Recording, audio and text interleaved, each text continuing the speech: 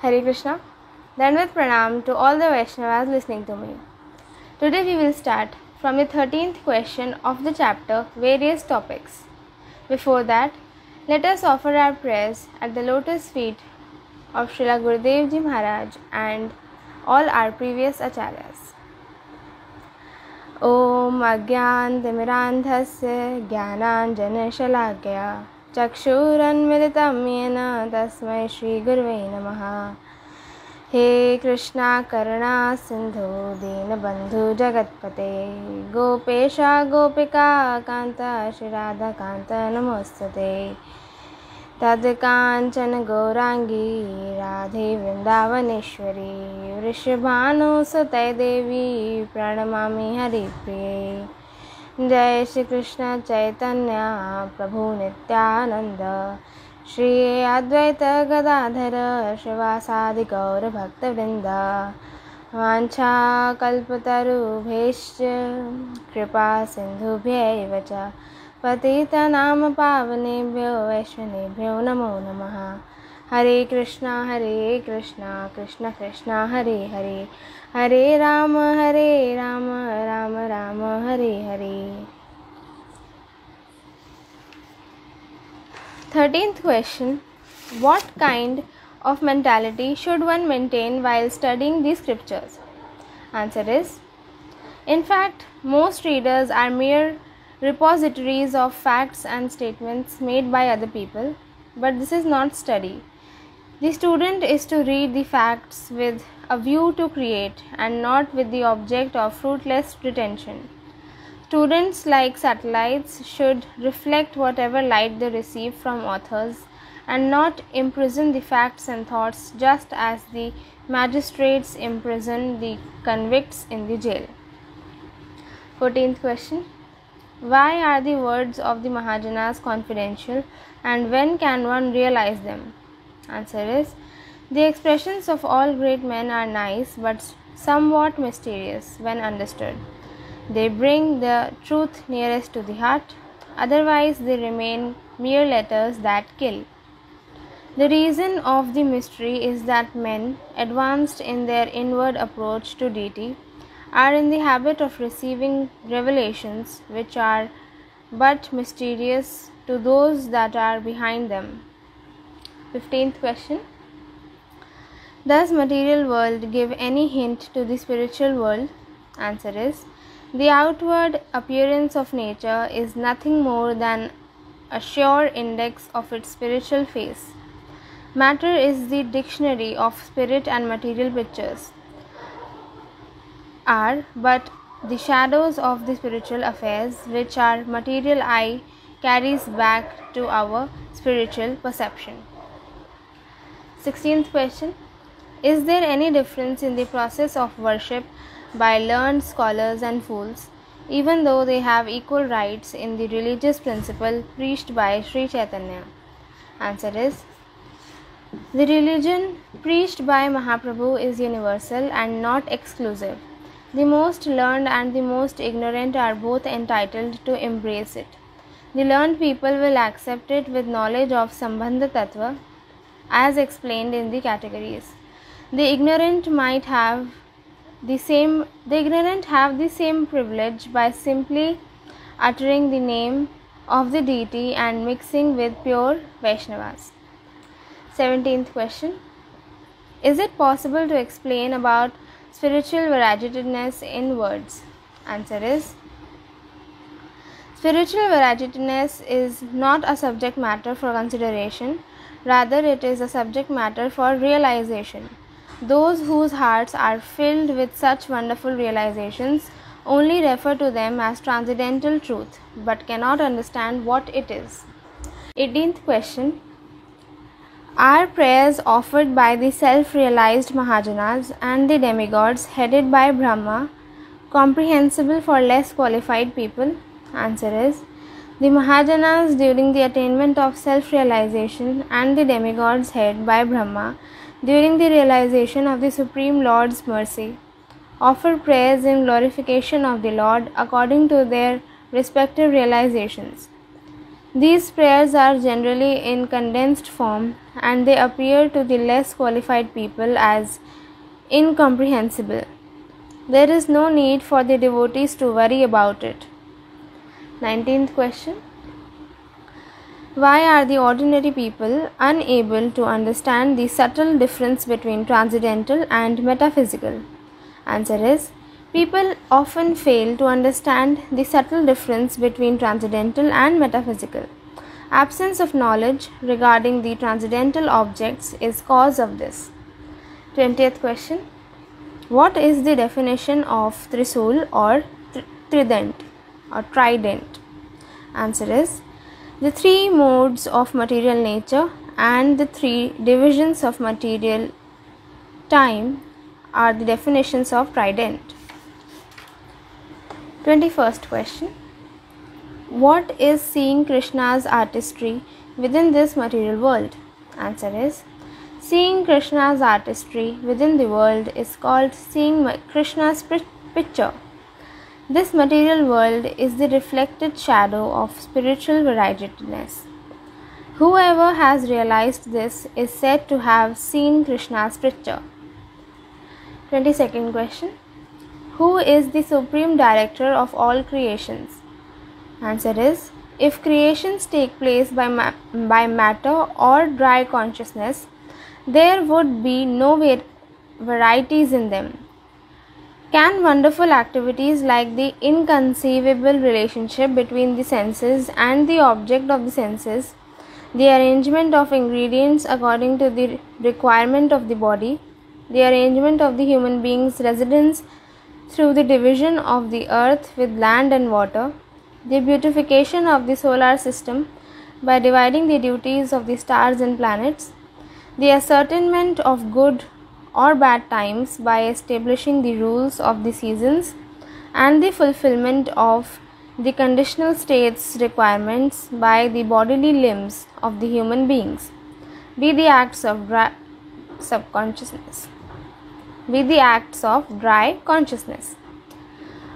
Unless one accepts that these are simply parts of the Supreme Lord's pastimes, one cannot come to a satisfactory conclusion.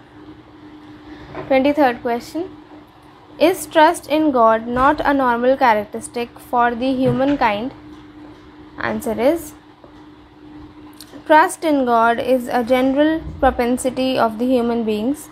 Although uncivilized tribes eat animal flesh and live like animals, yet they worship the sun, moon, huge mountains, rivers, and trees as their suppliers and controllers. 24th question. Is little bit of Vaishnava principles not found in the religious system that nourish devotional service? Answer is, some degree of Vaishnava principles can be found in every religion that nourish devotional service. 25th question. What is the difference between the Vaishnavas and the Hindus? Answer is, staunch atheists like Charvaka was also a Hindu, but not a Vaishnava. We are Vaishnava Hindus, not simply Hindus. In other words, our society is Hindu, but our religion is Vaishnava. In the same way, worshipable personalities like Haridas Thakur was not a Hindu, but a Vaishnava worshipable by all. According to the purport of the Vedic literatures, Sriman Mahaprabhu has instructed that people of all castes are eligible for Vaishnava Dharma. 26th question. What kind of intelligence is required to understand the science of Vaishnavism? Answer is, subtle discrimination is extremely important for Vaishnavas, those who invent social distinctions and preach the unbreakable principles of Vaishnavism, while breaking them to suit their needs, are said to possess gross discrimination. 27th question. What is the fate of those who, in spite of following Vaishnava religion, but entangled in the conception of regulative principles? Answer is, Vaishnava principles are so unlimitedly exalted that those who simply remain entangled in the regulative process without endeavoring to understand the science of attachment are comparable to ordinary fruitive workers. 28th question. What is the goal and the process described by the Shastras? Answer is, there are two kinds of subject matters described in the Shastras. The subject matter, which is the ultimate purpose of the scripture, is called the goal, and the subject matter by which the goal is pointed out is called the process. 29th question. Should the devotees who follow regulative devotional service and who follow Raganuga devotional service transgress their respective status? Answer is, if a follower of regulative devotional service tries to instruct a follower of Raganuga devotional service, then he will never achieve any good result, and his position will be like a blacksmith trying to make yogurt.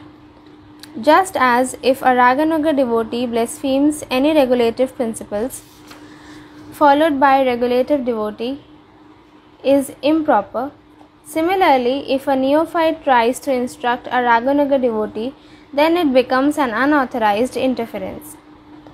30th question. What is Sri Bhaktivinoda Thakura's instruction and appeal for preaching the glories of the songs written by the exalted Vaishnavas? Answer is, we humbly request Ravindra Babu and Shrisha Babu to carefully publish a scientific history of Vaishnava Kirtana or songs, and thus please the entire Vaishnava community. In that book, all aspects of the song, such as melody and other musical notes, should be provided. They should also include the biography of the acharyas who wrote songs in Reniti, Garanahati and Manoharasahi languages, and as far as possible, they should also put the time and descriptions of the later Mahajanas. 31st question. What is the future impediment or the three faults facing Srimad Gauranga Samaja? Answer is, if the followers of Srimad Gauranga Samaj are not very careful about selfishness, name, fame and duplicity, this Samaj will not last long. Any big activity that takes place in the land of Bengal soon becomes spoiled by the above mentioned three faults. 32nd question. Is it easy to oppose the truth under the shelter of lie? Is there any gain for the liar's enthusiasm? Answer is, it is not easy to oppose the truth. Those who determine to oppose the truth soon fall prey to the time, even while remaining in the shelter of lie. Taking shelter of lie is extremely illusory. This material world is illusory. The more the truth regarding the Supreme Lord is manifest, the more the illusion created by Maya is destroyed. Moreover, it has also been seen that whenever there is a prosperity of truth, illusion comes forward and try to create havoc in order to oppose the truth. This is also the will of the Supreme Lord. Unless there is an opposition, actual truth is difficult to be established. Just as the necessity of light is not felt if there is no darkness, similarly people who are under the shelter of illusion and enthusiastic persons who are under the shelter of truth relish victory and happiness when they are in direct opposition. 33rd question. How do you substantiate that the Aryans of India should never eat meat, fish, etc.? Nowadays, a strong misconception has deeply rooted in the hearts of the people that unless they eat fish and meat, their body and senses will not remain healthy for a long time. This misconception is the result of the foreign doctors' advice, urge of the people who love eating meat and fish, and various inherited prejudices. Especially people who are fully controlled by their senses and are extremely greedy, take advantage of this idea and try to arouse the propensity for eating meat and fish of the younger generation of India. As a result, the Aryan descendants of the Holy Land of India are giving up their traditional food, and by taking pleasure in eating foreign foods, they are gradually becoming weak and powerless. 34th question. Is self-interest not natural? Answer is, that which is natural is one's self-interest, because the word nature refers to one's own interest. Self-interest is natural, selflessness is extremely unnatural. 35th question. Is the instruction for giving up sense gratification and not imaginary? Answer is, as soon as the living entity gives up sense enjoyment, he leaves his body. Therefore, giving up sense enjoyment is only a figment of imagination. It can never be applied in practice. 36th question. How should one deal if one has to disobey the unreasonable instruction of the spiritual master? Answer is, it is not that one should follow the unreasonable instruction of his spiritual master. At the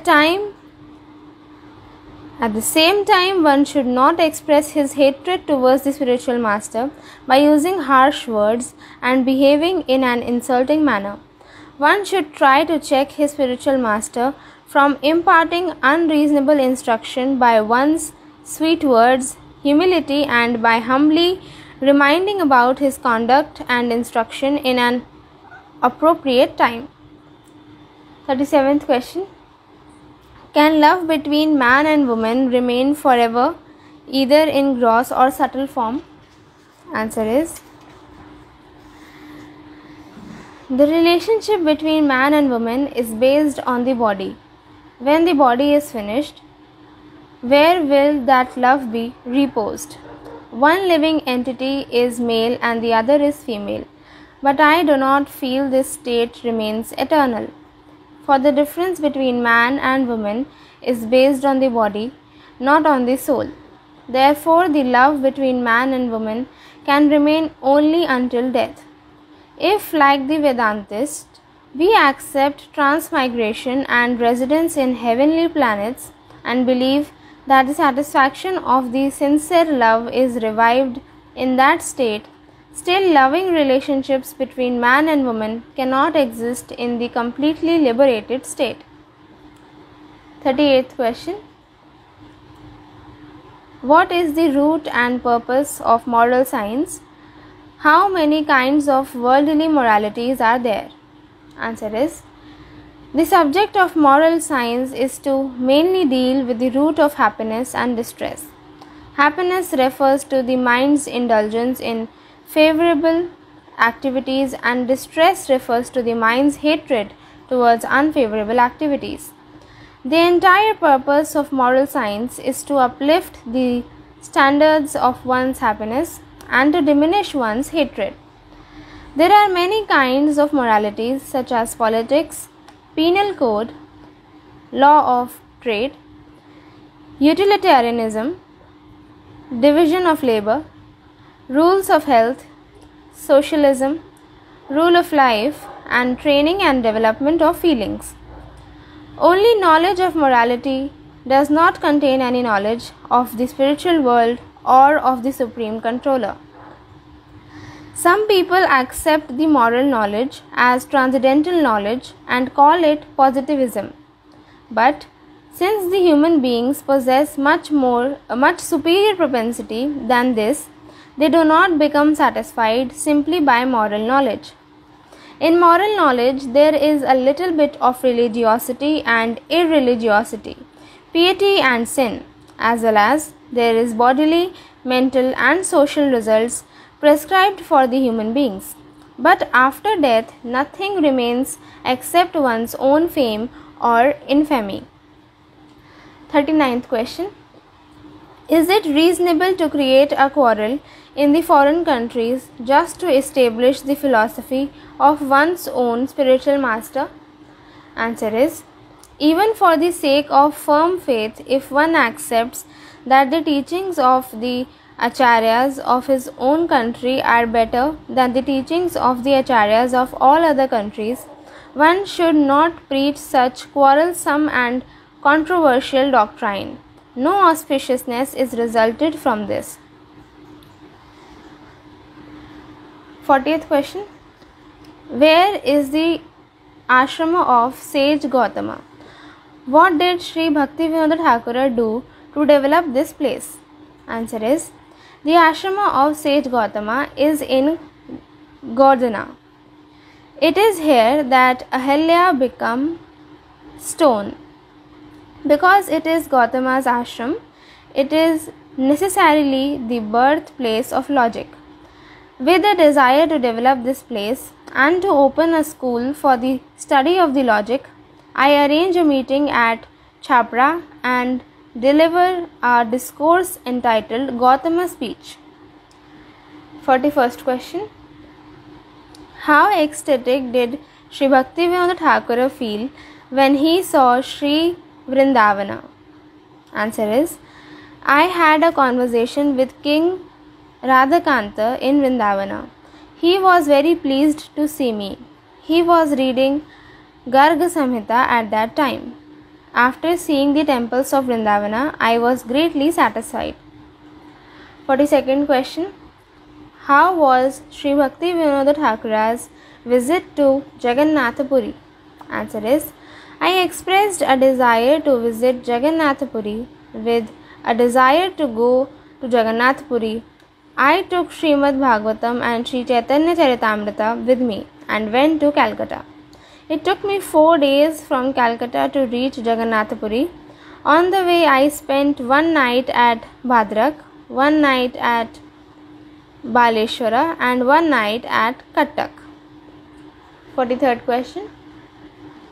What did Sri Bhaktivinoda Thakura see in Bhuvaneshwara and in Khandagiri? Answer is, I arrived in Bhuvaneshwara. There I met with my Panda guide Gopinath Mishra along with a few more Pandas from Puri. In the afternoon, I visited Khandagiri. Khandagiri is a place where the Buddhists live. The caves in the mountain ranges of Khandagiri look beautiful. 44th question. When did Sri Bhaktivinoda Thakura visit Braj Mandala? Which places did he see? Which devotees did he meet? And which activities did he perform there? Answer is, I went to Vrindavana in the month of Shravana, July in 1881. Radha Mohan Babu took me to a place called Kalakunja.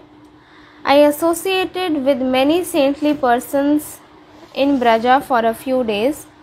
I used to receive palatable prasada from Lala Babu's Kunja. I saw Govindji, Gopinatha and Madana Mohan. I had a verbal argument at the house of Gopinatha over donation. I honored prasad at the Kunja of Rupadas Babaji Maharaj.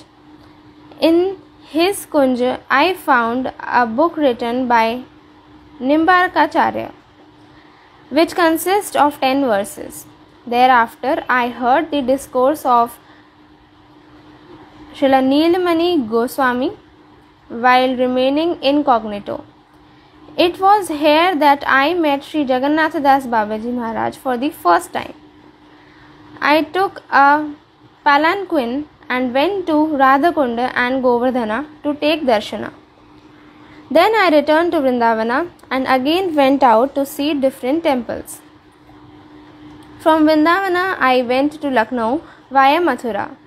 There I stayed at the house of Prince Sarvadhikari and visited the entire city in his care. From Lucknow, I went to Ayodhya via Faizabad. Out of fear for the Pandas, I returned to Faizabad before it was dark and stayed at the house of one Bengali gentleman.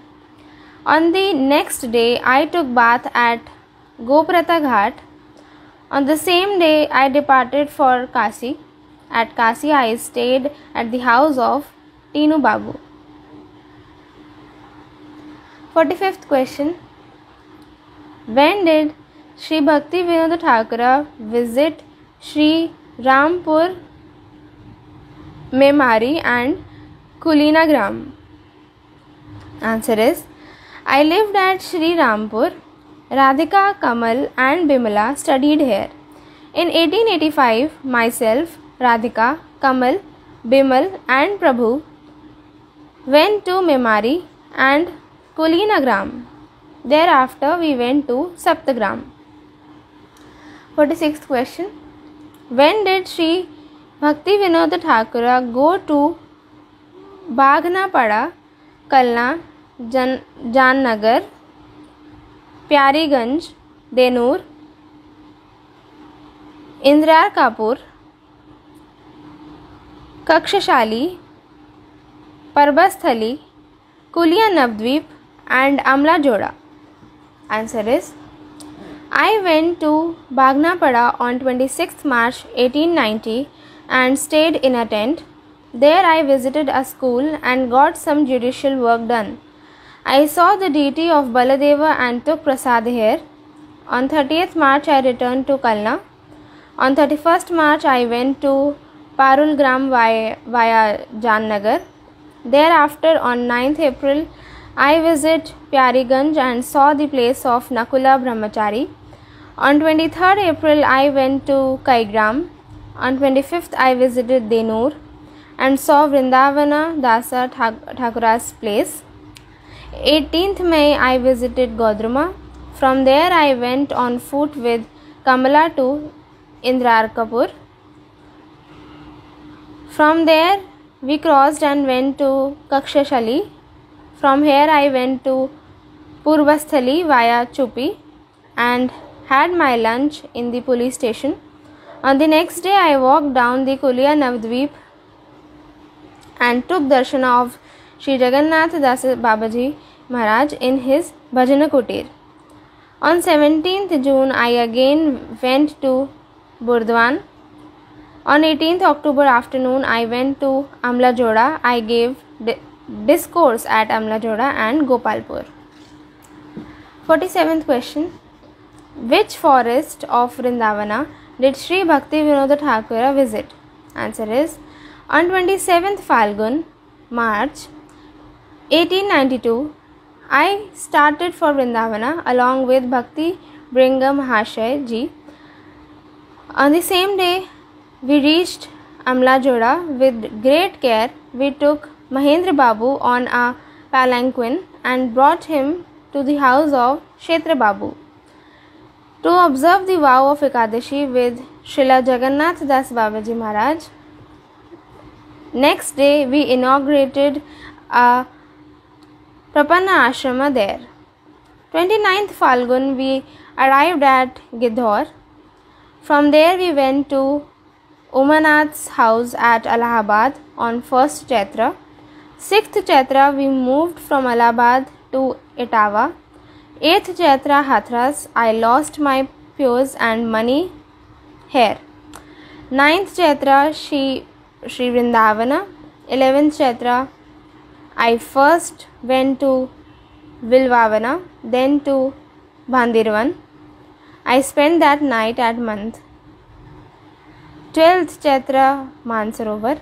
13th and 14th Chaitra, Sri Vrindavana. 15th Chaitra, Mathura. 16th, I visited Gokula. 17th, Madhuvan, Maholi village, Krishna Kunda, Talavana, Baladeva Kunda, Kumudvana, Santanukunda and Bahulavana. 18th, I went to Radhakunda. On 20th Chaitra, I returned to Sri Vrindavana in a horse cart. 48th question.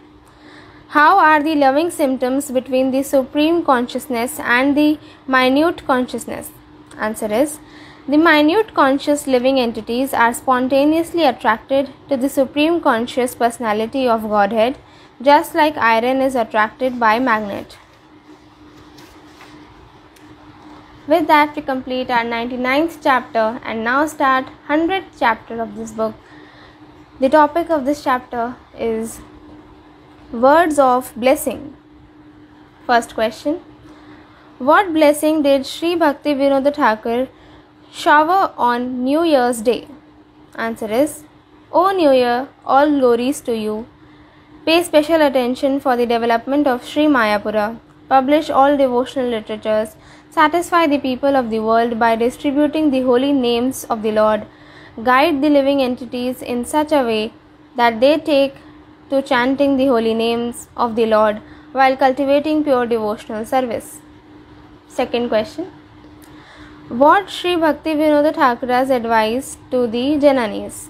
Answer is: O brothers, march ahead, penetrate the realm of transcendental effulgence and enter into the spiritual abode of Supreme Lord. There you can meet with Supreme Brahman and his pastimes face to face. Then you will actually relish the uninterrupted spiritual bliss and not degrade the condition of yourself like a piece of dry wood. Third question: what is Sri Bhakti Vinod Thakur's order to all living entities? Answer is: O brothers, let the detachment remain effective concerning material enjoyments, but throw it from your heart when it comes to the service of the Supreme Lord. Cultivate the eternal pastimes of the Supreme Lord and become close to the Supreme Personality of Godhead. Attain Bhava Bhakti through the help of Sadhana Bhakti, and then by the help of Bhava Bhakti, attain the transcendental state of Prema Bhakti. Surpass the relative forms like the controller or the supersoul, and attain the original eternal form of the Supreme Lord with love and devotion. With that, we complete our 100th chapter and also the Abhideya part of this book. And now we start the last part of this book, also the third part of the last part of this book, which is called the Prayojana. First was Sambandha, then second was Abhideya. Now this is the third and last part of this book, which is Prayojana. So Prayojana was the ultimate goal of life, to develop love of God. And in this section we start with 101st chapter. The topic of this chapter is goal of life. First question: what is Prayojana, the ultimate goal of life? Answer is: who am I? What is this material world? Who is God? What is our relationship with one another? The answers to these four questions are known as Sambandha Janana, knowledge of our relationship with the Lord. What is the duty of a person who has attained this knowledge? Having received such knowledge, we then perform our prescribed duties to achieve the goal of life. This is known as Abhideya, the process we must follow to achieve the goal. The result we attain by performing our duties is called Prayojana, the ultimate goal of life. Second question: what is real Prayojana? Answer is: happiness is the goal of life, but material sense gratification, the desire for mundane happiness, is not eternal happiness. Real happiness is spiritual. Such happiness is the ultimate goal of life. There is no happiness in liberation. Liberation is only the cessation of distress. By understanding that Prayojana is eternal happiness, we nourish our Sambandha Janana and strengthen and purify our execution of Abhideya. Third question: what is the most Prayojana? Answer is: learned scholars have concluded that love of God is the living entity's ultimate goal of life. For love, human beings are even willing to give up their lives. Love is nectar. When this love is applied to Krishna, it becomes extremely relishable. When it is applied to objects other than Krishna, it becomes abominable. Therefore, love of God has been defined as the ultimate goal of all pious activities, such as worship, austerity, sacrifice, charity, yoga, cultivation of impersonal knowledge, and samadhi. Love of God is the living entity's most auspicious goal of life. It is attained by following the prescribed process given in Scripture. Fourth question. What is the difference between the desire to satisfy Krishna's senses and the desire to satisfy our own senses? Answer is, all desires arising from the mentality I am servant of Krishna are desires to satisfy Krishna's senses. Desires arising from the mentality I am the enjoyer are desires to satisfy one's own senses. Fifth question. What is the spirit soul's natural propensity? Answer is, the mood of separation from Krishna is the spirit soul's natural propensity. Sixth question. What is the perfect stage of worship for those following Sri Chaitanya Mahaprabhu? Answer is, the perfect stage of worship for the followers of Sri Chaitanya's lotus feet is to internally see oneself in a Sakhi's grove, dependent upon the maidservant there who assists Srimati Radhika in her constant service to Krishna, while constantly taking shelter of chanting the Lord's holy name. Now we complete 101st chapter and now start 102nd chapter. The topic of this chapter is 4 objectives of life. First question. Is bondage to fruitive activities destroyed by observing vows and fasts with a desire to achieve heavenly pleasure? Answer is, O my mind, I have wasted my time in the pit of fruitive activities. The knots of karma entangle me because I desire to enjoy heavenly pleasures. The network of karma is just like a spider's web. I voluntarily accept bodily suffering by fasting and observing vows. But this was as useless as pouring ghee on ashes. Due to my faults, I am now entangled in the cycle of birth and death, hence I cannot be delivered. Second question. Are lust and love the same? Answer is, O brothers, there is no difference between lust and love as far as the symptoms are concerned. Still, lust cannot be called love. How will you benefit if you engage in lust and call it love? Third question. Why is liberation or merging into Brahman effulgence suicidal? Answer is, we cannot achieve happiness through renunciation or cultivating knowledge. Renunciation and knowledge vanquish our material bondage and deliver liberation. But liberation does not bring happiness.